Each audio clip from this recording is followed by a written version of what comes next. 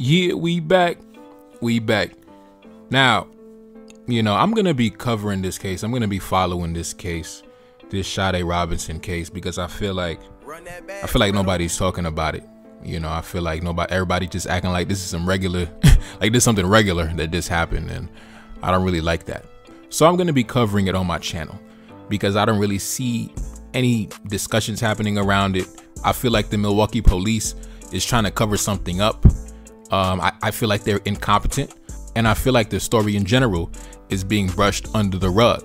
I don't understand why. This is not a regular crime. There's nothing regular about this. And as I dug in deeper into the story, when it comes to Milwaukee, which is exactly where the Sade Robinson case happened, there's actually a number of missing black women, missing black girls that have disappeared and vanished and have never been seen again. And like I said in the last video, I keep track of all missing black folks in the United States. A lot of us go missing every single week without fail. I see missing posters about my people.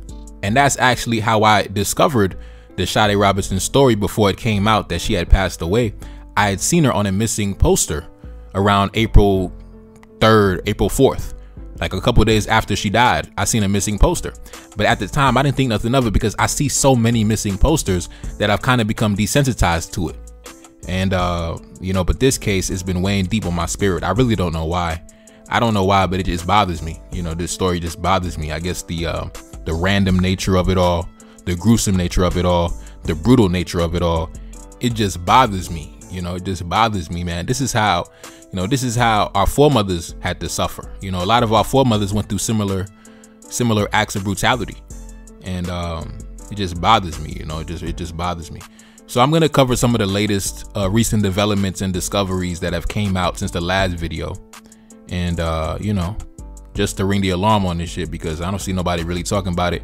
I don't see the mainstream media talking about it, and I don't got the biggest platform, but I might as well drive the discussion on my platform. But anyways, man, let's get into it. Let's discuss some of the recent developments that have come out in the recent days. Now, in case you didn't know, the other day, the suspect in question had a preliminary hearing. Now, he waived his right to a preliminary hearing, which may have been smart on his part because a lot of evidence probably would have been revealed during that hearing.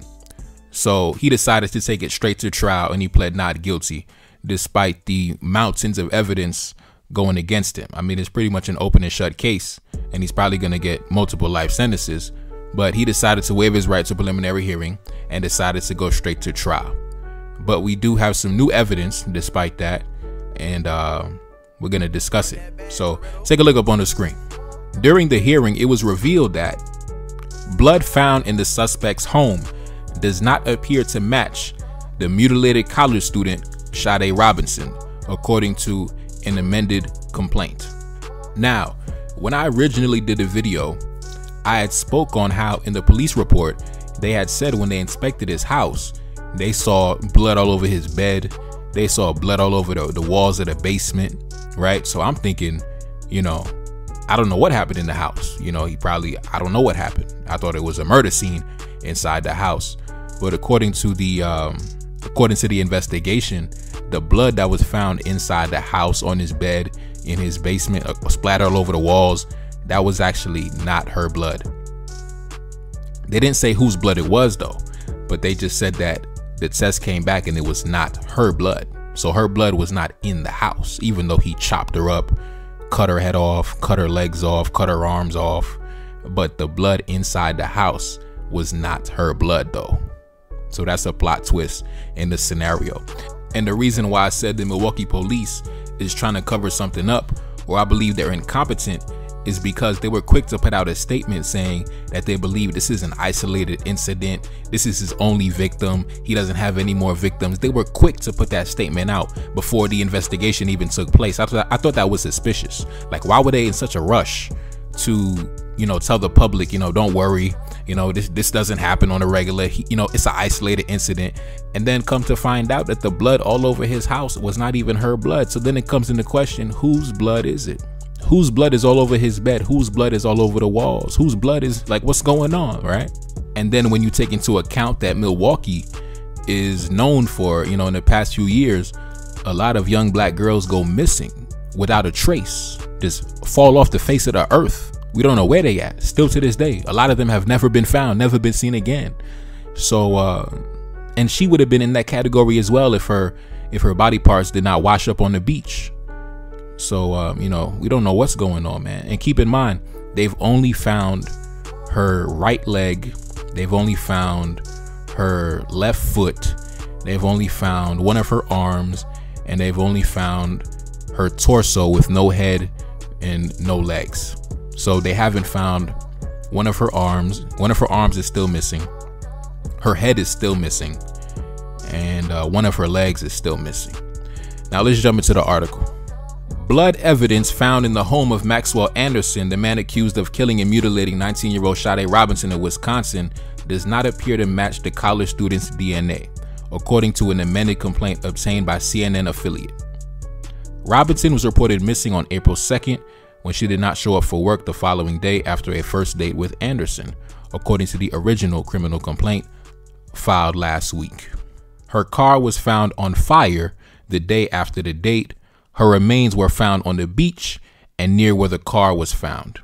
Anderson, 33 years old, has been charged with first-degree intentional homicide, mutilating a corpse, and arson of property in Robinson's death. Now, take a look up on the screen.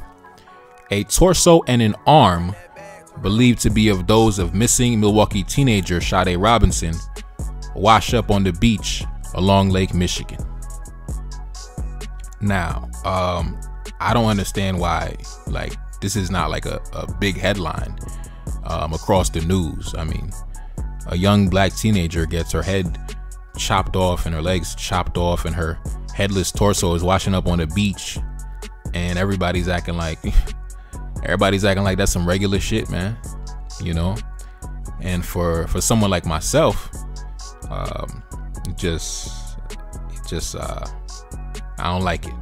Let's continue. Now, this article came out today. As a matter of fact, the alleged killer of Sade Robinson had a sex dungeon in his basement with slings, restraints, and handcuffs.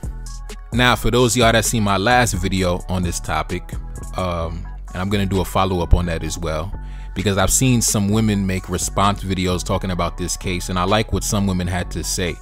And I'm gonna do a video reacting to some of the videos I seen. I especially saw a video by Six the Goddess. She said some good things. I seen this one content creator who had a lot of followers who reacted to my video, and she said some good things. I even seen some of the divester adjacent women have came out and have also kind of said some good things and been honest and authentic. I've seen some other content creators try to double down on the nonsense. You know, a lot of these women on social media nowadays, they telling our young women, girl, you better get your white man. Girl, you better get your white man. The white man got a Rolls Royce and a Cadillac and a helicopter and a private jet, and the white man got this and the white man got that. Girl, you better get your white man. This is what they telling our young girls, man. This is what they telling our young girls across social media, on TikTok, on Twitter, on YouTube, right? And especially one content creator, I'm not gonna say her name, she tried to double down on that after the fact, because she probably felt guilty of promoting that message, and now we see our young girls getting sent off down into the fire, and she tried to double down on it. I'm not gonna give her no publicity, but y'all know who I'm talking about. That one content creator who her first and last name is the European capital cities. You know, I'm not gonna say her name, but y'all know who I'm talking about. That one lady whose name sounds like Athens, London, or Lisbon, Madrid, or Dublin, Amsterdam. You know, both her first name and her last name on YouTube is the capital of two European nations, two European colonial imperial nations. So you already know her mindset is all goofy. You know, she a goofy. She tries to double down on that nonsense. But like I said, man, our young girls listening to that nonsense, bro. And I really think that this young girl was also listening to that bullshit. And that's why she got caught up with this weirdo looking dude. Let me look at this dude. Dude looks like a complete bum. Looks totally bummy. But they telling our young girls, girl, you better get your white man. Girl, you better get your white man. You know what I mean? But it is what it is, though. Let's continue. Now, I believe this is coming from the New York Post. A sicko accused of killing and dismembering a 19-year-old college student, Sade Robinson, had a sex dungeon in the basement of his home, and authorities found blood smeared on the bed and the walls of the staircase leading to the creepy cellar. Disturbingly, the blood found at Maxwell Anderson's property is not from Robinson, according to Wisconsin police. Man, listen, I ain't even gonna lie to you, man. This story has definitely been on my mind. This story definitely been weighing on my spirit, and I don't like it at all. I don't like it at all. But let's continue. Although the basement had small windows, a neighbor told the Post that they were covered up so nobody could see inside. Authorities say that Anderson killed and dismembered the 19-year-old Sade Robinson after their first date on April 1st. Surveillance video shows Anderson and Robinson having a seemingly good time at a restaurant and a bar. She was never seen again. Authorities conducted a welfare check at Robinson's home on April 3rd, but found no trace of her.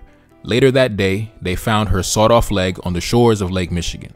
Other body parts have been found in various locations around Milwaukee. Some of her remains have yet to be recovered. Now, listen, man. They still haven't even found her head, man. They still haven't found her head. Like, they really, like, I don't understand how this story is not like front page news. Like, y'all acting like, I don't know, man. I really don't even know. I really don't even know. It reminds me of a story that I seen in Maryland like less than a year ago, like last September. They had found, there was a teacher out in Maryland. I believe she was from the Ivory Coast.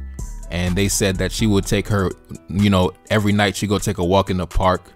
And then one night she didn't come back from her walk in the park. And then like a month later, they found her torso, similar to this young lady, just, you know, washed up on a lake, like somewhere in a park by the lake, you know, no head, no arms, no legs. And nobody even, like, that story didn't even gain no traction. Everybody just acting like that was some regular shit that happened. Like a black woman just pop up with no legs and no head and no nothing. Like her naked body just wash up on the fucking lake. Like, what the fuck? You know, in this story too, you know, like her, you know, her torso just washed up on Lake Michigan. You know, her leg popped up by a park. Her head is nowhere to be found. Even with this lady right here, this teacher right here, they still haven't found her body as well. They don't know where the fuck her head is at, or her arms and her legs. They only got her torso. You know, with Sade Robinson, we only got her torso and one leg, you know, and an arm. We don't know where her head is at. And I don't really know what's going on, bro. But just to raise some awareness to, you know, these young women and some of these older women as well that go missing and vanish without a trace. I'm going to talk about what happened to Miriam Toure Silla last year, because I don't feel that she was given enough publicity when her story happened. You know, rest in peace to her. Take a look up on the screen. The tragic ending to the search for Miriam Toure Silla. The month-long search for Miriam Toure Silla, a longtime Greenbelt teacher who went missing on an evening walk at Trom Hills Park on July 29th, drew to a tragic close on Friday when police announced they had identified her remains. During a press conference on Friday, September 1st, Prince George's County Police Chief Malik Aziz announced remains found in a park on Old Alexandria Ferry Road in Clinton had been identified as Silla's. The remains were found on August 1st on some rocks by a pond.